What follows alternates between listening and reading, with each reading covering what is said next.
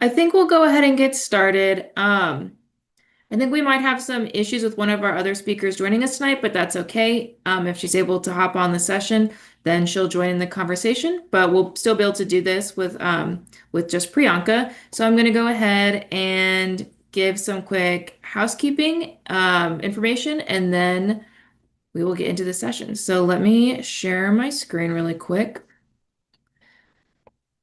I'm going to do it like this.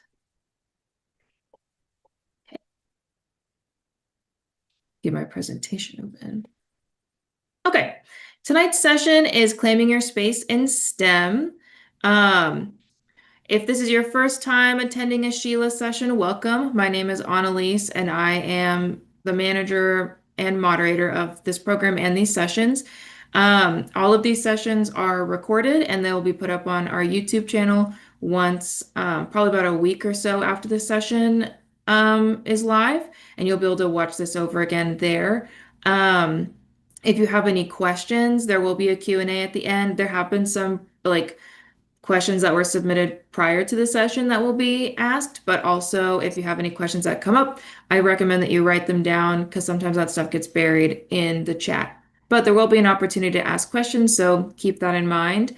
Um, we're on the sponsors page, so I'll go ahead and give a shout out to our sponsors. We have Honeywell, ExxonMobil, and General Motors. Um, I think that's about it. So I'll go ahead and introduce Priyanka. Um, Priyanka Karunakaran is joining us tonight. Priyanka is an incoming sophomore at MIT studying EECS. Priyanka works on LLM research as a part of MIT CSAIL Computer Science and Artificial Intelligence Lab and is currently an AI and Automation Intern at NVIDIA in Santa Clara. In high school, she was involved in FIRST Robotics, becoming one of 20 students awarded the Dean's List Award internationally. Priyanka founded EVHS Robotics SWENext Club and has been an active SWENexter and Mentor since. She is also a 2024 NCWIT AIC High School Award National Recipient and 2024 Silicon Valley Engineering Council Education Award winner. Um, if Willow is able to join us, I'll just go ahead and give her background if she's able to hop into the session a little bit. Um, Willow Miller is also one of our speakers that's scheduled for tonight. Willow is a current sophomore at UT Austin studying finance and informatics. She's a SWENext and SWENext influencer alumni, and she was also a Women in Tech Aspiring Teen North America winner in 2023. So like I said, for right now, we've just got Priyanka here with us, but we'll go ahead if Willow pops in, she'll join in answering the questions, but I think we're good to go ahead and get started. Um, so Priyanka, the first question that we have is, what challenges have you faced so far in your academic/career journey? Okay, so challenges. I think there are multiple challenges that I faced. The first time that I actually felt like I had a setback in my academic or career journey would probably be joining robotics in high school. And there were two things. One of them being that I felt like I was behind, and I don't know why I felt like I was behind when I was 13 years old, because I was just starting high school and the robotics club looked really cool.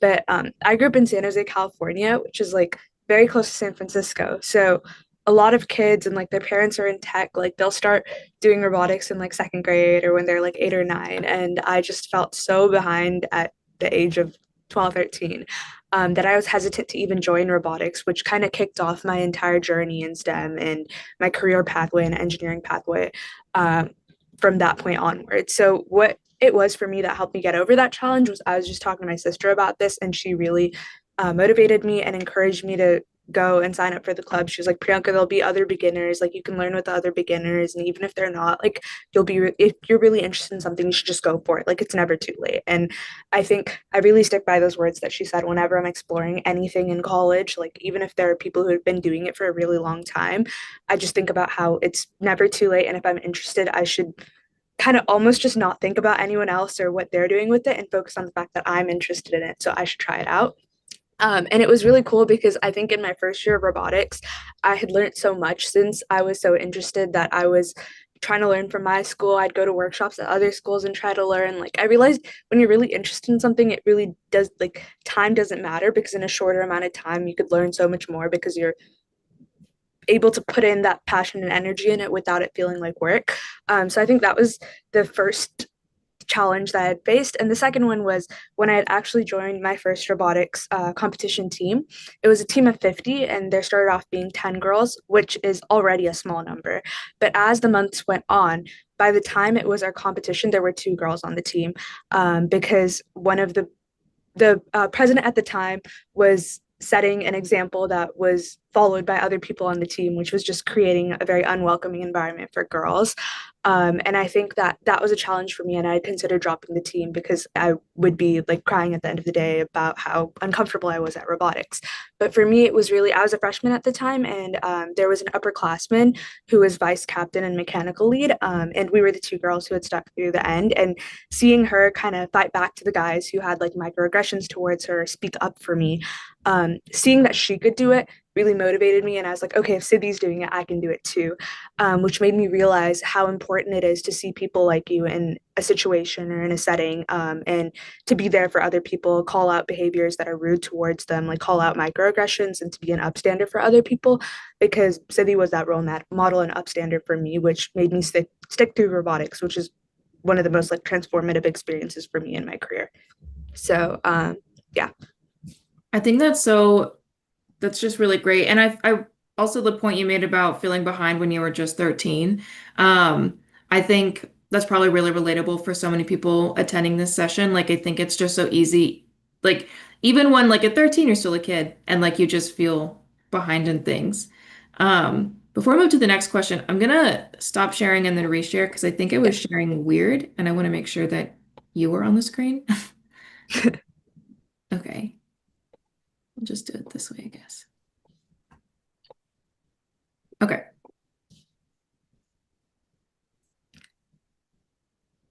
Let's try it. Maybe this will work. Okay. We'll see how this goes. The next question is, have you had situations where you are the only woman in a STEM space? If so, how have you handled those situations? Yeah, I think I pretty much touched on this because for me, that experience was high school robotics when I Mhm. was one of two girls in my freshman year. And for me, how I handled that situation was honestly, it wasn't about me, and it was about seeing that like seeing someone else in that position that had done something like that. Like she had been through her freshman, sophomore year in robotics and got through it, and she was still on the team. Like just seeing that she could do it made me feel like I could do it as well. Which helped me handle the situation at that time. And then moving forward in the future years, my sophomore year is when I figured out, like I found out SWENext was a thing, and found a SWENext mentor when I was actually looking for FIRST Robotics mentors and was able to start a SWENext.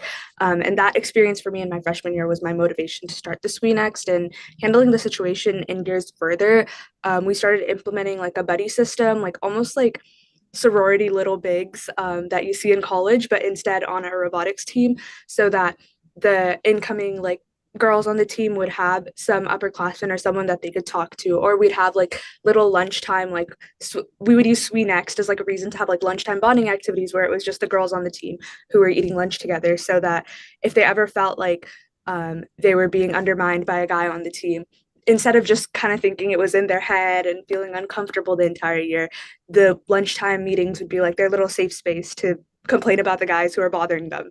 And then everyone else would also pick up and be like, oh, I feel like this person is treating me the same way. And then there'd be people who were speaking, like as soon as someone was taking a power tool out of someone's hand, you'd be like, hey, that's not okay. Like give that back to her. So being able to create that like safe space for girls on the team was one of the ways that I handled the situation after sticking through the situation by looking for role models.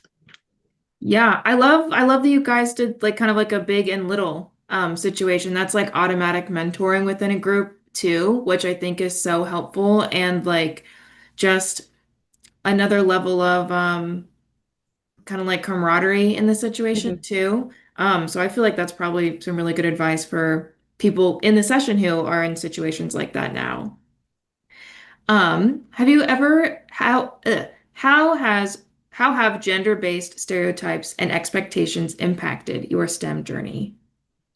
I think that the biggest way it's impacted me is me holding myself back by saying that I'm not good enough for something or comparing myself to like a male in my field and thinking that they're doing better when it might just be a little more confidence that they had in themselves. And like with robotics, with work in college, I've noticed that if me and another like male on my team had done the same thing, I would kind of be hesitant to take ownership of what I had contributed when presenting it. And I would say, like, oh, we did this or we did that, when in reality, I did it. Versus sometimes I would see my like male peers saying, I did it when we did it.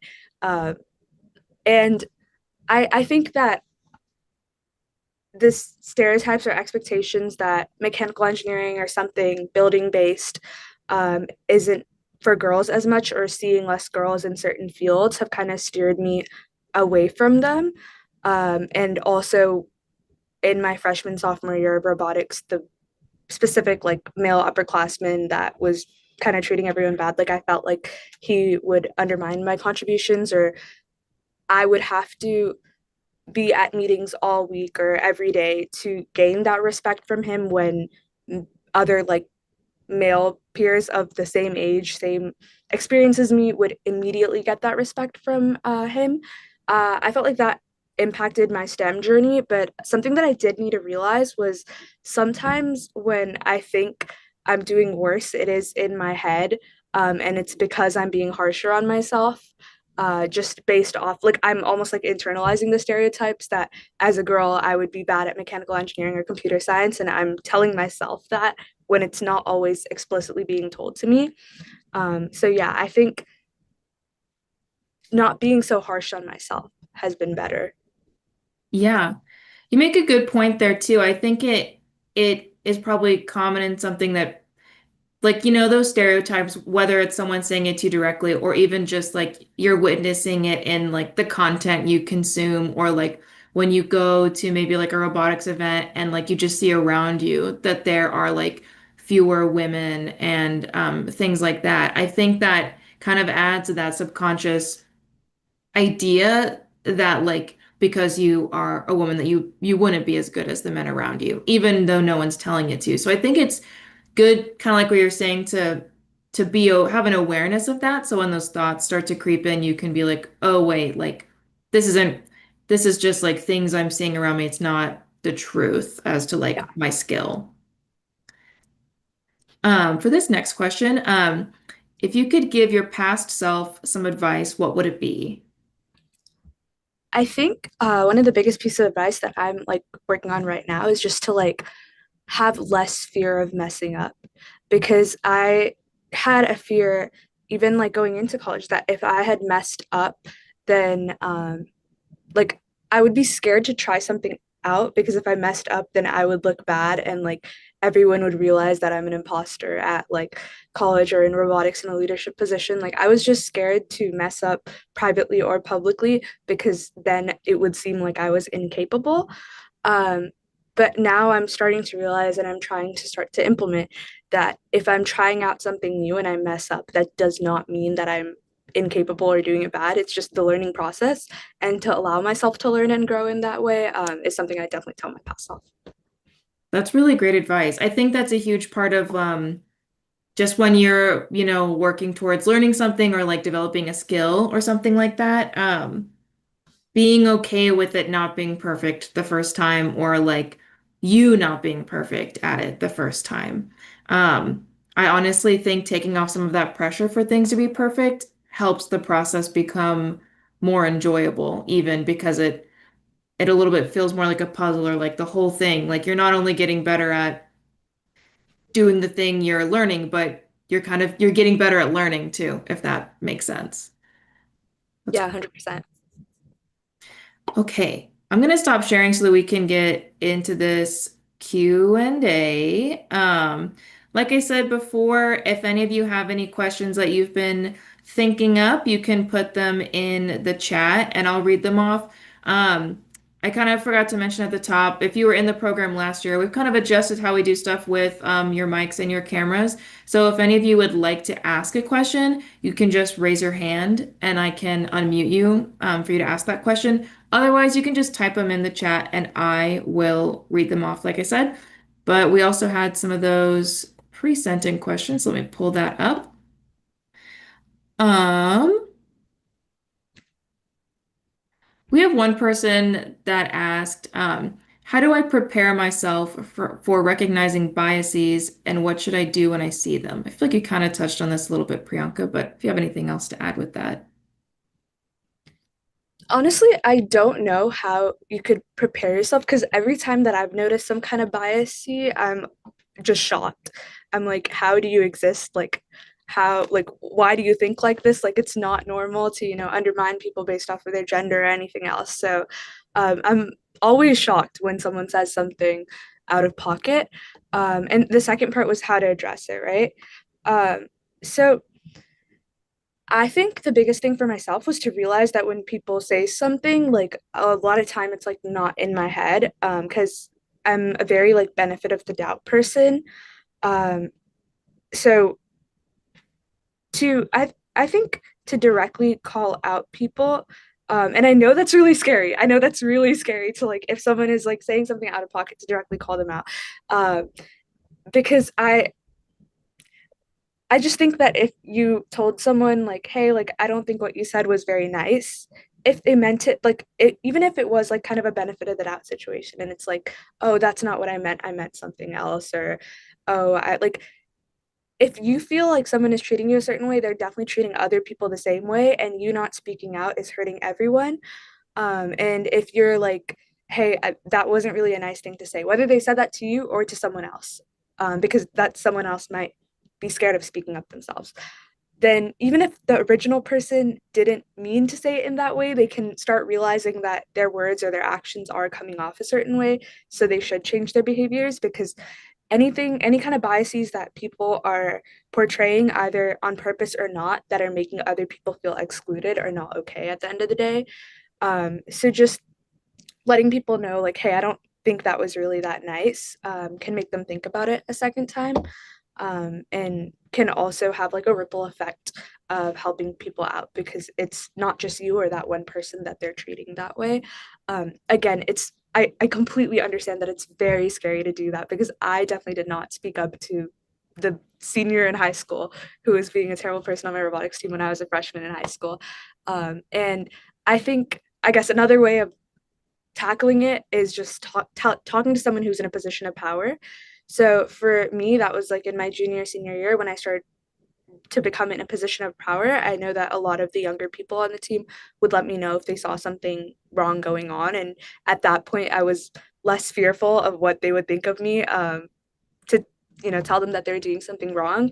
And for me, that was telling like City, the vice captain at the time. I was like, hey, I'm kind of feeling this way. Like, is it in my head? Like, do you feel this way too? So talking to someone in a position of power that you feel comfortable with and letting them know this is going on is also really important because then they can do something about it. It can be an upperclassman, a teacher. We had an issue happen in my senior year of high school, and it was with someone who I was not comfortable telling. So I told the teacher in charge. So yeah, there's many different. I think the quickest way to be would be to tell the person directly, like, "Hey, that wasn't nice," but obviously that is not easy in all situations. So telling someone else who is in power is also something that you can do. That's really good advice, especially relying on like not being afraid to approach and rely on other people that you feel like you can have trust in and they feel like a safe space within like that team because I agree. I think especially if it's not something if approaching people about this stuff isn't something you have done before, then I think it can feel really intimidating. But it's always better to say something than to just like let it slide. So I think it's great advice to tell someone in a position of power, whether that's like a fellow teammate or like a teacher or something like that. Um, we have a question from Andrea. She said, I'm also on robotics. There are two girls and 10 boys. What is some advice you have for us two girls? She also made a comment that the boys sometimes won't let them do anything and asked if you had any advice for that. Wait, sorry, could you repeat that? My audio like cut out. Yeah. From Andrea, she said that Mhm. she's on a robotics team where there are only two girls and 10 boys, and sometimes the boys won't let them do anything, and she's just kind of asking what advice you would have for the two girls and maybe any advice you'd have for what to do when the boys won't let them be involved. So I think I'm assuming, oh yeah, you guys are all in high school, that it's a high school robotics team. So it's probably FIRST Robotics. And if it's like 10 to 12 people, then it's probably an FTC team. And the structure of those teams usually have like captains. So I think if you're going to tell someone about it, like talking to the captains about it and being like, hey, this is happening, like we want to be included more on the team, like addressing your concerns to the captain is probably a good idea. Or if you guys have like a parent coach or like an adult coach, addressing it with like the coach is also a good idea. And sometimes, and I know I'm saying this and it's like a really hard thing to do, but sometimes on especially on robotics teams with high schoolers and like just teenagers, like you need to straight up be like, hey, like you're not letting me work on the robot and I want to work on the robot. And like tell them that like to their face at a meeting, which I know is really hard to do. But a lot of people will be rude to you or not put you on the schedule when there's like build hours to build on the robot, or they'll tell you to sort screws instead of actually working on the robot. And but like if you were to tell them like directly, you're not letting me work on the robot, I want to work on the robot, they will not speak back to you. Like they don't know what to say because you're saying the truth. So honestly being direct about like, hey, I feel like I'm not working on the robot enough and I really want to work on it, like do you want me, like what do you think I should do about it, and saying it straight to them or saying it to your captain or saying it to a coach would be like how I would recommend dealing with it. But again, like all of these are like definitely hard to do. Like if don't be too hard on yourself if you're too scared to do one or the other. Yeah. That's really good advice, Priyanka. Um, we have a question from Isabella. She said, how did you find out that robotics was your dream? And also, how did you get the courage to continue even if you started late? Yeah. So had I found out robotics was my dream, I think this is like the last like 3, 4 months kind of a realization for me, because basically in high school, I joined high school. I thought robotics was cool. There were these like really big, like flashy robots. And I decided to join the team and I did like mechanical engineering build for like my 4 years in robotics, FRC, which is First Robotics Competition if you guys are on first. And then I did some of the programming and mech stuff on FTC, which is First Tech Challenge if you're in First Robotics. But then when I went to college, I just finished my freshman year, like my first year in college. And when I went to college, I just felt like I had spent the last 4 years, like so much of my time on robotics, like because it was like my biggest extracurricular that I spent my time on. And I did both FTC and FRC, so that's spring and fall seasons. But yeah, going into college, I was like, I spent so much time on robotics. Like, I don't know if I'm actually interested in robotics or if I just like, I got into like a leadership position a few years in and I felt like I had to do my best for my team. I don't know if I actually really like robotics. So I spent all of first year exploring like things that I never thought I'd be interested, things that I didn't know existed before. So like I joined like a club, a business club that was into like finance and consulting, and I was looking at that. And then there was like a certain phase where I was interested in tissue engineering, like how people create synthetic tissues for like the human body, like synthetic organs. And I guess the span of synthetic organs to finance is somewhat broad. I was looking into like being a nutritionist for part of high school. I think I was like anything that even minorly struck my curiosity, I tried to look more into it and see if that was something that I was interested in.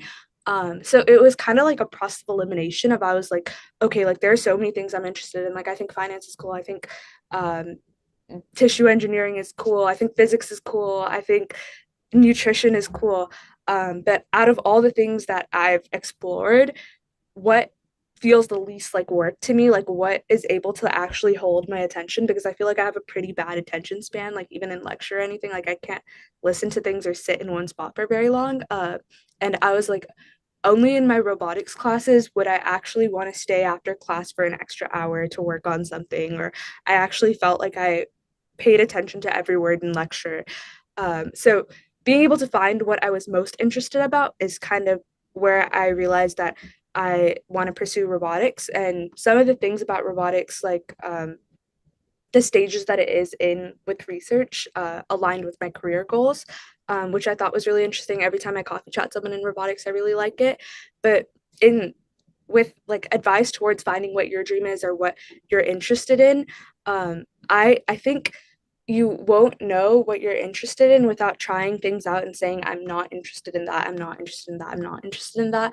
It's just because when you actually try something out, it could be very different from what you thought it could be like. And all of you are so young that you don't want to just like tunnel yourself or shelter yourself into like a specific interest. Like I would say, just if you're interested in something, just like pursue those smaller interests and keep exploring. Like even as I say I'm interested in robotics right now, like if there's something, like I took a class that was like more on like chip design and like electrical engineering hardware based, like I will explore or take another class in it to see like what's interesting about that or how my different interests align. I'm interested in like public policy and like some of the legal stuff about AI. So I'm taking a class on that next semester and seeing if my interests in robotics kind of align with that, with stuff I want to do in the future. So I think just constantly exploring the things that you're interested in without thinking I'm too behind in this or I don't know enough about it. Like if you're interested, just check it out and see what happens. And the courage to continue even if you started late. I just keep thinking back to my experience in robotics. For my experience in robotics, which was my first time, continuing in something that I felt like I was starting late. It was really my sister that pushed me, and she was like, "You should do it." Like she encouraged me, and that gave me the courage to continue. And then just thinking back at how impactful robotics was for me, like as a person, and how that impactful experience would not have existed if I didn't if I thought like, oh, I am starting too late, kind of gives me the courage for everything else I do in the future, thinking, oh, I started too late. I'm like, well, it could be life changing and you don't know. Yeah. Yeah. That's really great advice on both parts for like both parts of that question, especially it just I feel like that's something the not being afraid to go and try things even if, it's you think you might not be good at it or like you're like, oh, I'm already busy doing this. Even if I'm interested, I don't want to put time on that. I feel like over the last, especially last year's Sheila program, I feel like that kind of sentiment was something that we heard a lot just from different people at different stages in their career. And I just think that's really good advice. Like you said, you don't want to kind of pigeonhole yourself really early and then kind of live with this regret of like, oh, I wish I would have checked that out a little bit more. Um, we have a question from Madeline. She said, do you have any advice about how to handle when you doubt your ability slash comparing yourself to your peers? I think, wait, I'll start off with the comparing yourself to your peers because I think when you doubt your ability, a lot of the times it's not as hard as it is to notice good things about yourself. Like everyone is able to think about themselves, or it's okay. So there's two things, right? There's one is thinking about things about yourself that you think are good traits or things you like about yourself, and the second would be being like, oh, but this person is better than me at this, or this person is doing better at this, which means that I'm not doing so good at it. And I think out of those two things, like comparing yourself to others, and finding things that you like about yourself, it might be easier. It's usually easier for some people to be like, oh, I feel like I'm a pretty resilient person. But then you compare yourself to someone else and you're like, oh, I feel like they're doing it better than me. I must not be doing well at all. Or I'm a hardworking person. And then you see someone else and you're like, oh, but they're able to study longer than me. They're working longer than me. Like they are accomplishing more than me, which means I'm not doing enough. So stop it. Like when you think of yourself as your only competition, like you're like, I want to be a better person or like I want to improve this skill from what I used to be instead of using someone else as a metric, um, can help out with that part of like I feel like um, thinking low of yourself because of how other people are doing. Like the more you think of yourself as your own competition, I don't know if I'm wording this right or if it's coming out as intended, but I think a lot of times people will consider other people as competition have like kind of a like not a healthy competition, but like a oh, I'm not good enough feeling going on. So if you think of yourself as your competition, then there's not really as much of a I'm not good enough, and it's a little less stressful in my opinion. Um, and the second thing about, I think what's helped me the most with doubting myself or comparing myself to my peers is I look at myself the way that I look at my friends, because I have a lot of friends who also doubt their abilities or compare themselves to their peers. And I'll hear them like vent to me or talk to me about how they're feeling. And I'm like, how could you be talking about yourself like this? Like when I see you, I'm like, you're this amazing person, like this amazing, talented, kind, like just a plethora of positive like words that I have to say about them. And I'm like, how can you be having self-doubt when you're just such a great person in my eyes?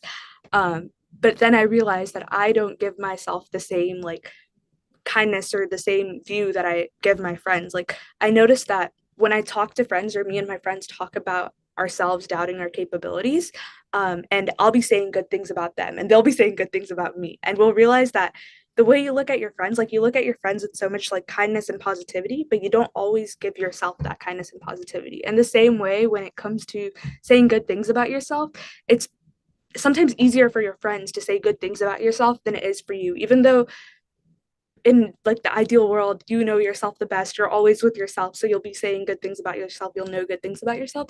But it is kind of hard for us a lot of the times to accept that something is good about ourselves, and viewing ourselves the way that we view our friends or the way our friends would view us has helped me when it comes to doubting myself and comparing myself to my peers. I think that's a really good point you make about honestly treating yourself like you treat your friends. I think that's a really good thing. It's a good way to like check yourself. I feel like if you're having a lot of feelings of self-doubt or even like low self-esteem or self-confidence with different things, like if you need a pep talk, imagine like if your friend was sitting next to you feeling the same feelings that are running through your head, like what would you say to them? And I think that's just really helpful. Um, Nicole sent a question. She mentions that she was a Dean's List finalist, FTC this past year. And then she just talks about being a little bit surprised that she ended up getting that. And she was curious about your path, and what were your achievements that brought you to the Dean's List?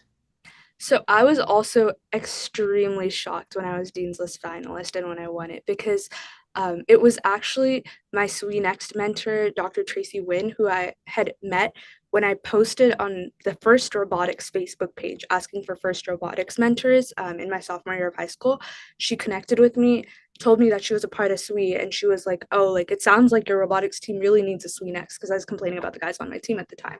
That's how I was introduced to SWE. And she was the one who told me, Priyanka, you should apply to Dean's List. And I was like, nah, like it's not like they're gonna pick me or anything. We wrote my Dean's List essay the day it was due 8 p.m. PST. And like she was on like some optometrist call. We wrote it like the day of. And like for context, it people usually take like a few like weeks if not months like iterating, and they'll have their peers write some stuff, they'll have it like go through their mentors and stuff. Like when I've been helping other people out on their applications, it's usually like a week long process. And I was so like shocked that I would even win it, that I was like in a day, like that's how unserious I was about it. So yeah, it was very shocking to me as well, and congratulations, it's a great achievement of yours. But wait, what was the second part of the question?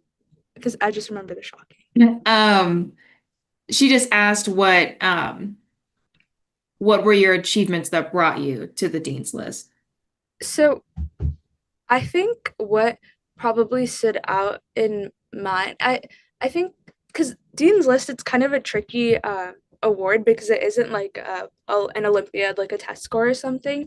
It's a write up that your mentor and your team write about you, about like your contributions to the team and the first community.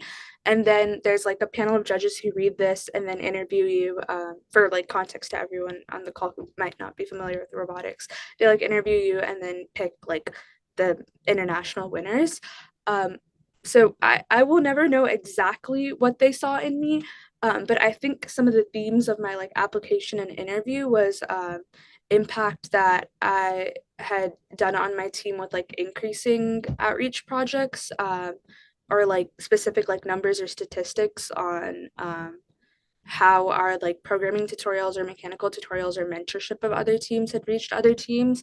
A lot of it was very global. Like I think I remember the exact count of like numbers for presentations in high school, but it's been a few years out. I think it was like 22 countries that our team had reached. And then some of our outreach also, I was like politically involved with like passing some statewide or sorry, countywide FIRST Robotics bills. So I think that might have been it.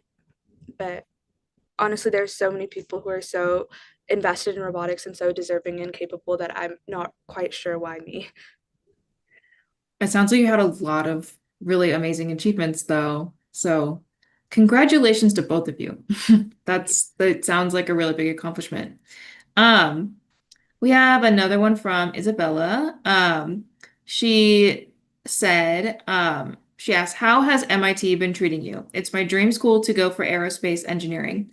Is the oh, Seems my way. Is there an equal gender slash ethical split, or is there a leaning toward one or another?" And she's calling from Brazil. So MIT has been treating me really well. I love it so much. I'll start off with the negatives actually. But the first one being that it's in Boston, which is a beautiful place, but very far from you as well. But I'm from California, so it's like diagonally opposite, and it's like a 7 hour flight. So I really doubted so the second part, which kind of ties into the first part, is I had horrible imposter syndrome my first semester.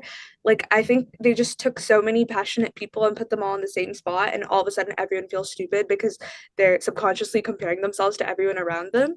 So I remember that like all of a sudden I was, not picking up stuff in class as quickly as the people around me. Not understanding a lot of the math concepts, like discrete math was the class that really got me, because I came from a public school and I know a lot of the people had come from like private feeder schools and had upperclassmen from their high school that literally on the first day everyone was going and getting lunch with upperclassmen from their high school that go to MIT right now, and I had no one to eat lunch with because no one like that I had known from my school was there. But it was kind of like smaller things like that that made me feel like I didn't belong. Whether it was picking up concepts later because I hadn't seen them in high school when some of my peers had seen them in high school, or not having an upperclassman that had went to my high school to talk to, or like just anytime like I was very harsh on myself, and I had a lot of self-doubt my first semester, and I was like, how did I fool this college into admitting me? Like I don't know what tricks I have done to fool them into admitting me. I was like, I must have been smart enough to fool them to allow me into this college, but I'm not smart enough to actually get through it. So, first semester, I was very tough on myself. I was very homesick because of this, because everything was different. Like, I was in a completely different place. The weather was different, the people were different. Nothing felt the same. And I was not, thinking back, I could have just went back for like a 3 day weekend or like a short weekend. Like even if it was just a day of being home, it probably would have made me feel a lot better. But I was like, I don't want to spend the money going home. So yeah, uh, MIT was stressful for me. The adjustment into first semester was hard for me, just because I was so harsh on myself. So definitely don't be that harsh on yourself when you're going to college. But second semester was amazing because I had this like transformation by talking to a lot of people on campus, talking to upperclassmen, talking to people who lived with me, talking to my roommate. Just really talking to people made me realize that like other people are feeling this way, made me realize that the people around me had so many positive things to say about me, that I needed to start viewing myself the way that my friends viewed me and not the way that I was viewing myself at the time. So once I had gotten past that little like confidence bump, which I think will be an ongoing thing, I think there's definitely ways for me to improve with my self-esteem and confidence when I'm on campus. But after that, I was able to really envision myself on campus and be like, like I deserve my place here. Like I should be on this campus. Like I do really enjoy like engineering or whatever. And ever since then, It's been treating me great because I think that the people there are so supportive. Like it's not competitive at all. I feel like my high school in the Bay Area was like a very competitive. Like some people would be like secretive about what they're doing in high school because they didn't want anyone to get ahead of them for college apps. It was just like a really weird like simulation. Like I'm talking to people who didn't grow up in the Bay and they have very different high school experiences. But I feel like at MIT, like everyone is trying to support you, everyone is there for you. The opportunities are endless, and that's the same with any university. Like any university you go to, the opportunities they have will be more than you are able to make use of, which is why I think that every university is a great place to be, and like rankings aren't that serious at all. But yeah, I've been able to like there are just specific classes like autonomous underwater vehicles that I took last semester, which was really cool for me. Like as a robotics nerd, I took like intro to modern robotics in January. So a lot of the specific like being in Boston and experiencing the snow has been really exciting. After I came over my little imposter syndrome confidence bump.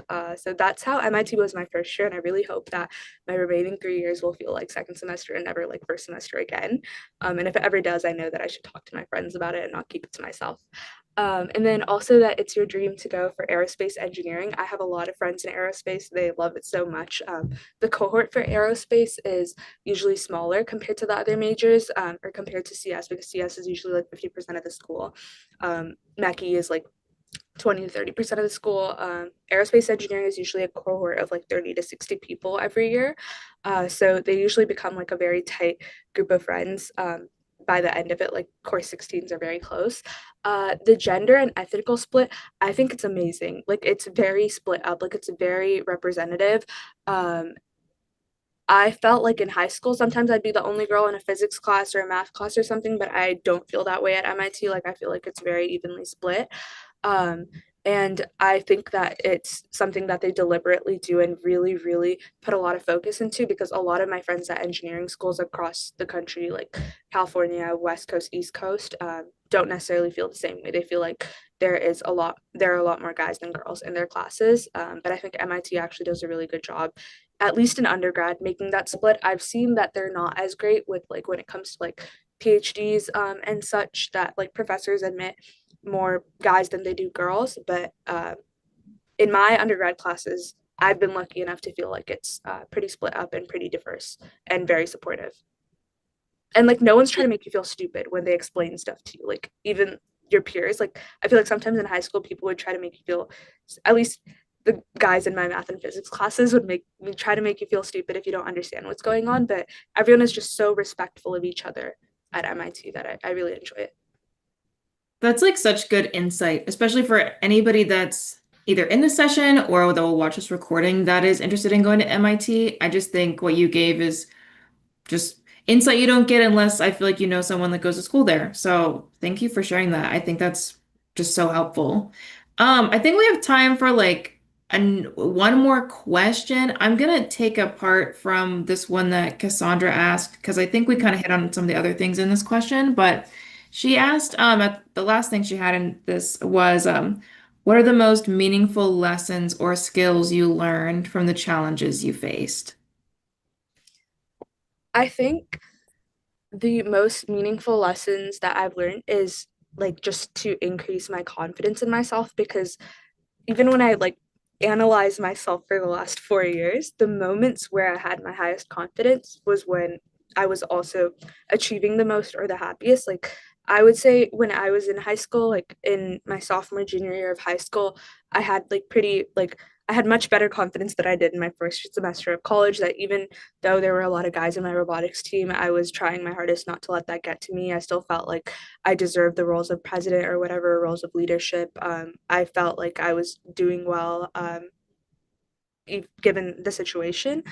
And I think like learning, like one of the most meaningful lessons to me is just realizing that if I believe in myself and I have the confidence to be like, hey, if I put my mind to it, I can understand discrete math, or if I put my mind to it, I can join this club, I can join this activity, I can do this certain thing, I can go into this career field, has been most important is just realizing how much of the game is mental.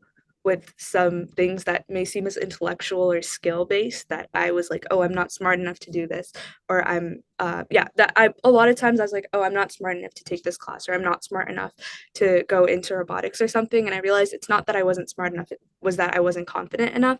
So to try to maintain that confidence, stick around people who make me feel that way, talk to people who um, would like talking to friends that would uplift me has been a really good lesson. And the second one is to not keep anything to yourself, because when I was struggling with my confidence and such, I was not telling anyone about it for semester because I was like, no one else can find out that I got into the school by accident. And so I like for a few months I wouldn't tell people about how I was feeling. But when I started to talk to people about it, I realized that some of the people felt the same way as me, and even the people who didn't feel the same way as me didn't agree with the views that I had towards myself because they weren't being as harsh on me as I was to myself. So I think those are honestly the biggest lessons that I learned. Oh, in addition to just like if you're interested in something, like explore it, because you're always gonna have that feeling like, oh, like because right now I'm really interested in the software side of robotics, but like if I didn't explore the mechanical engineering side, which I enjoy as well, I would have always felt like, oh, like maybe I was meant to be a mechanical engineer, which I guess is a very specific example in my life, but like yeah, just like if you're interested in something, explore it. Amazing. Thank you so much, Priyanka. You have given such great insight and just thank you for sharing your experiences and what you've learned and any tips that you have, especially as like yourself being a former SWENexter. I feel like you have a your path is very just like helpful to hear about for all of the other students that are in Sheila and SWENext all together. Um, Before we close this out, I'll give another quick shout out to our sponsors, ExxonMobil, Honeywell, and General Motors. Like I said at the top, this session is being recorded. It's going to be available on YouTube. I'll send out the link when that's all set up. Thank you everybody who asked questions tonight and who for joining us. And just again, thank you so much, Priyanka. Give a round of applause in the chat at home. I'm so happy that I could join you guys. And thank you for the Yes. questions. Thank you so much. All right, everybody, you're all set. Have a great rest of your evening.